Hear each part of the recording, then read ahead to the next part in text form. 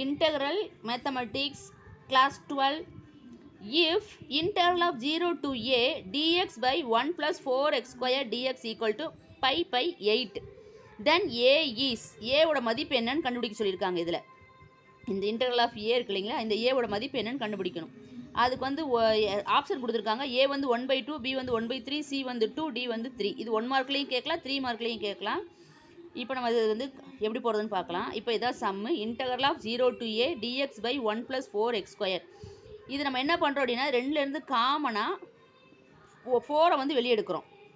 4 வெளியே எடுத்தோம் என்ன வரும் அப்படின்னா 1/4. இங்கே 4 வந்து வெளியே 4ன்னு வரும். அப்போ என்ன பண்ணணும்னா இங்கேயும் 4ஆல் இங்கேயும் 4ஆல் நம்ம டிவைட் பண்ணோம்னா இங்கே 1/4ன்னு கிடைக்கும். இங்கே 4 கேன்சல் ஆகி x² வந்துடும். ஸோ 1/4 வெளியே எடுத்துகிட்டு integral of 0 to a dx by 1/4 plus x² எழுதுகிறோம். பாருங்கள், ரெண்டுலேருந்து என்ன பண்ணுறோம் அப்படின்னா 4ஆல் டிவைட் பண்ணுறோன்னு வச்சுக்கோங்க. 4ஆல் இங்கே ரெண்டு பக்கம் டிவைட் பண்ணுறோம், இந்த சைடு வந்து மல்டிப்ளை பண்ணுறோம் 4ஆல். அப்போ பண்ணோம் அப்படின்னா நம்மளுக்கு 4 1/4ன்னு கிடைக்கும். மேலே 1 கீழே 4ன்னு வரும்போது 1/4 முன்னாடி வந்துடும். 0 to a d by dx of 1/4 plus x² equal to pi by 8.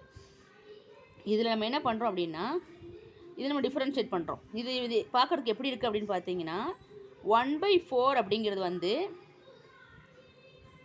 1/4 integral of 0 to a dx கீழே வந்து எப்படி இருக்குது அப்படின்னா 1/2 the whole squared, அதாவது a² + x² ஃபார்முலாவில் இருக்குது. இது பார்க்குறதுக்கு எப்படின்னா இந்த மாதிரி எழுதலாம். 1/2 whole square + x² எழுதலாம். ஸோ அப்போ என்ன பண்ணணும், நம்மளுக்கு ஃபார்முலா என்னென்னா d by dx of a² + x²க்கு ஃபார்முலா என்ன அப்படின்னா tan inverse of 1/a tan inverse of x by a. அப்போ ஆல்ரெடி 1/4 இங்கே இருக்குது. 1/a அப்படின்னு சொன்னால் 1/2 அப்படின்னு போட்டுட்டு tan inverse of x by a னா 1/2a. இது வந்து 0 to a அப்படின்னு போட்டுரும். இப்போ இது என்ன ஆகுது அப்படின்னா அது 1/2ங்கிறது மேலே போச்சுன்னா நம்மளுக்கு என்ன ஆகும்னா 2xன்னு மாறிடும். இங்கே இது வந்து இந்த 2வும் இந்த 4ம் கேன்சல் ஆச்சு அப்படின்னா 1/2 கிடைக்கும். இப்போ 1/2 tan inverse of 2x 0 to a. இந்த வந்து நம்ம லிமிட்டை போடணும் இல்லையா, அதனால் 0 to a இங்கே போட்டு வச்சுருக்கு. இந்த 1/2 இந்த சைடு வரும்போது என்ன ஆகும்னா 2 மல்டிப்ளை 2 ஆயிரும். tan inverse ஆஃபில் போய் நம்ம a ஃபஸ்ட்டு சப்ஸ்டியூட் பண்ணுவோம். 2aன்னு கிடைக்கும். 0 போட்டால் tan inverse ஆஃப் 0 வந்து 0. ஸோ அதனால் தேவைப்படாது, வெறும் 2a மட்டும் சப்ஸ்டியூட் பண்ணிக்கலாம். அப்போ tan inverse of 2a equal to pi by 8 into 2 cancel பண்ணால் pi by 4. 2a equal to tan inverse of pi by 4.